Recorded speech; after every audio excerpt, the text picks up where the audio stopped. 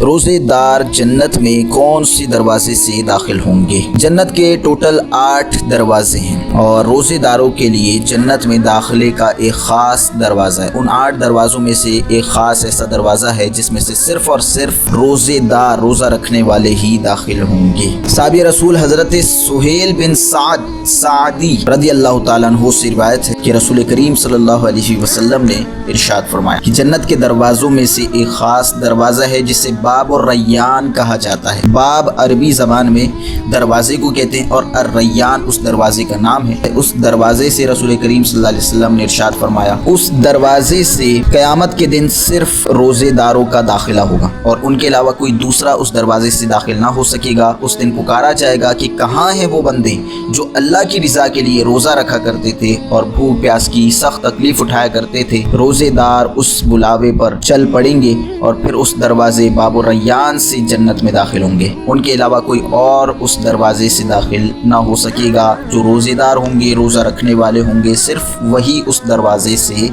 جنت میں داخل ہو سکیں گے۔ مخصوص وہ دروازہ صرف اور صرف روزے داروں کے لیے ہے۔ پھر جب وہ اس دروازے سے جنت میں پہنچ جائیں گے تو یہ دروازہ بند کر دیا جائے گا اور اس کے بعد کوئی بھی اس دروازے سے جنت میں داخل نہ ہو سکے گا۔